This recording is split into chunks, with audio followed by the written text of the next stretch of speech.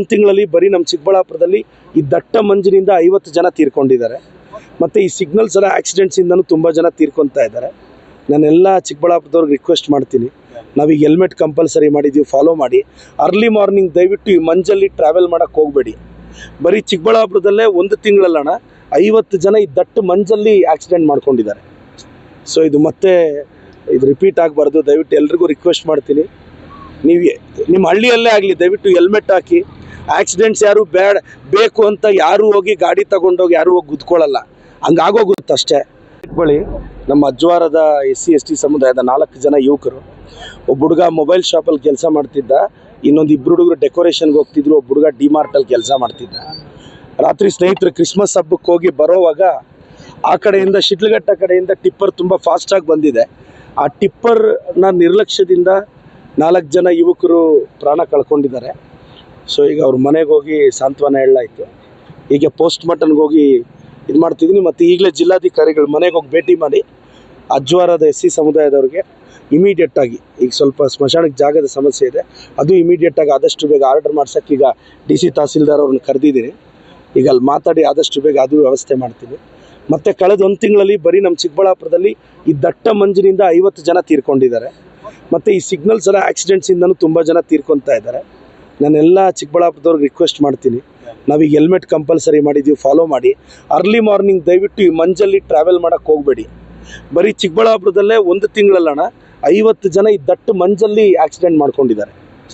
So ಇದು repeat ಆಗಬಾರ್ದು. ದಯವಿಟ್ಟು ಎಲ್ರಿಗೂ ರಿಕ್ವೆಸ್ಟ್ ಮಾಡ್ತೀನಿ, ನೀವು ನಿಮ್ಮ ಹಳ್ಳಿಯಲ್ಲೇ ಆಗಲಿ ದಯವಿಟ್ಟು ಹೆಲ್ಮೆಟ್ ಹಾಕಿ.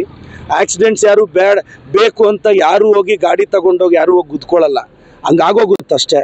ಪಾಪ ಕುಟುಂಬ ಸಮಸ್ಯೆಗೆ ಸಿಗಾಕೊಳ್ಳುತ್ತೆ. ನೋಡಿ, ಒಬ್ಬ ಹುಡುಗನಿಗೆ 8 ತಿಂಗಳಾಗಿದೆ ಮದುವೆ ಆಗಿ, ಆ ಮಗು BE 3rd ಇಯರ್ ಮಾಡ್ತಿದ್ದೆ ದೊಡ್ಡಬಳ್ಳಾಪುರದಲ್ಲಿ. ಪಾಪ ಮನೆ ಕುಟುಂಬದ ನೋವು ನೋಡೋಕ್ಕಾಗಲ್ಲ. ಸೊ ದೇವರ ಕುಟುಂಬಕ್ಕೆ ನೋವು ಬರೆಸೋ ಶಕ್ತಿ ಕೊಡಲಿ ಅಂತ ಪ್ರಾರ್ಥಿಸ್ತೀನಿ. ನಾನು ವರ್ಷಗಳಿಂದ ಟಿಪ್ಪರ್ ವಿರೋಧದಲ್ಲಿ ಇದ್ದೀವಿ. ನಾನು ಡೈರೆಕ್ಷನ್ ಕೊಟ್ಟು ತಹಸೀಲ್ದಾರ್ಗೂ ಹೇಳಿದೆ, ಅವನ್ನೆಲ್ಲ ಸೀಸ್ ಮಾಡಿರಿ ಅಂತ. ಸೀಸ್ ಮಾಡಿದ್ರೆ ಕೆಲವರು ಉನ್ನತ ಅಧಿಕಾರಿಗಳು ಆಫೀಸರ್ಸ್ನೇ ಬೈತಾರೆ. ನಾವೇನು ಮಾಡೋದು? ಅವ್ರ ಮನೆಗಳಲ್ಲಿ ಯಾವನಾದರೂ ಸತ್ತೋದ್ರೆ ಬುದ್ಧಿ ಬರುತ್ತೆ, ಬೇರೆಯವ್ರ ಮನೆಗಳಲ್ಲಿ ಸತ್ತೋದಾಗ ನೋವು ಹೆಂಗೆ ಗೊತ್ತಾಗುತ್ತೆ? ನಾನು ಆಫೀಸರ್ಸ್ಗೆಲ್ಲ ಡೈರೆಕ್ಷನ್ ಕೊಟ್ಟು ಅವ್ರಿಗೆಲ್ಲ ಅಯೋಗ್ಯರಿಗೆ 20ಅಲ್ಲಿ ಬರೋಕ್ಕೆ ಹೇಳ್ರಿ, ಸ್ಪೀಡ್ ಲಿಮಿಟ್ ಹಾಕ್ರಿ ಅಂದರೆ ಅವ್ರಿಗೆ ಇಷ್ಟ ಬಂದಂಗೆ ಟಿಪ್ಪರ್ಗಳು. ಈಗ 4 ಕುಟುಂಬಗಳಿಗೆ ಯಾವನಾಗ್ತಾನೆ? ಹೈಯರ್ ಅಫಿಷಿಯಲ್ಸು ಬಾಯಿಗೆ ಬಂದಂಗೆ ಲೋಯರ್ ಅಫಿಷಿಯಲ್ಸ್ನ ಬೈತಾರೆ. ಅವ್ರ ಮನೆಗಳಲ್ಲಿ ಯಾವನಾದರೂ ಸತ್ತೋದ್ರೆ ಅವ್ರಿಗೆ ಬುದ್ಧಿ ಬರುತ್ತೆ. ಈಗ ಪಾಪ ತಾಲೂಕು ಆಫೀಸರ್ಸು ಟಿಪ್ಪರ್ಸ್ ಎಲ್ಲ ಹಿಡಿದು ಓವರ್ಲೋಡ್ ಬೇಡ್ರೋ, ಸ್ಪೀಡ್ ಲಿಮಿಟ್ ಬೇಡ್ರೋ ಅಂತ ಹಿಡಿದ್ರೆ ಈ ಹೈಯರ್ ಅಫಿಷಿಯಲ್ಸು ಮೀಟಿಂಗ್ಗಳಲ್ಲಿ ಲೋಯರ್ ಅಫಿಷಿಯಲ್ಸ್ನ ಬೈತಾರೆ. ಅವ್ರ ಮನೆಗಳಲ್ಲಿ ಯಾವನಾದರೂ ಸತ್ತೋದ್ರೆ ಬುದ್ಧಿ ಬರುತ್ತೆ ಅಷ್ಟೇ. ಅಲ್ಲಿವರೆಗೂ ಅವ್ರಿಗೆಲ್ಲ ಎಲ್ಲಿ ಬುದ್ಧಿ ಬರುತ್ತೆ? ನಾನು ತಾಲೂಕು ಆಡಳಿತದಿಂದ ನಾವು ಎಷ್ಟು ಟೈಟ್ ಮಾಡ್ತಿದ್ದೀವಿ. ಈಗ ಬ್ಯಾನರ್ ಇದು ಫ್ಲೆಕ್ಸ್ಗಳು ಬ್ಯಾನ್ ಮಾಡಿದ್ವಿ, ಹೆಲ್ಮೆಟ್ ಕಂಪಲ್ಸರಿ.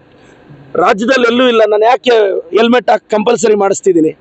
ಯಾರಿಗೂ ಸಮಸ್ಯೆ ಆಗಬಾರ್ದು ಅಂತ ಅಲ್ವಾ? ಈಗ ಅದೇ ಪಾಪ 4 ಹುಡುಗರು ಹೆಲ್ಮೆಟ್ ಹಾಕಿದ್ದಿದ್ರೆ ಅಯ್ಯಮ್ಮ 2 ಮಕ್ಕಳನ್ನ ಕಳ್ಕೊಂಡ್ರಲ್ಲಣ್ಣ, ಅಯ್ಯಮ್ಮ ಹೇಳ್ತಿದ್ರು, ಸ್ವಾಮಿ ಒಬ್ಬ ಮಗ ಬದುಕಿದ್ದಿದ್ರು ನಾನು ಜೀವನ ಮಾಡ್ತಿದ್ದೆ ಅಂತ. ಸೊ ಇವೆಲ್ಲ ನೋವಾದಾಗೆ ಗೊತ್ತಾಗುತ್ತೆ. ಬಟ್ ನಾನಂತೂ ತಾಲೂಕು ಆಡಳಿತಕ್ಕೆ ಕಟ್ಟುನಿಟ್ಟಿನ ನಿರ್ದೇಶನ ಕೊಟ್ಟಿದ್ದೀನಿ. ಪಾಪ ತಾಲೂಕು ಅಧಿಕಾರಿಗಳು ಫಾಲೋ ಮಾಡ್ತಾರೆ. ಹೈಯರ್ ಅಫಿಷಿಯಲ್ಸು ಅವ್ರಿಗೆ ಏನೇನು ಫೇವರ್ ಇದೆಯೋ ಯಾವನಿಂದ ಯಾರಿಗೆ ಗೊತ್ತು? ಅವ್ರ ಹಣೆ ಬರ.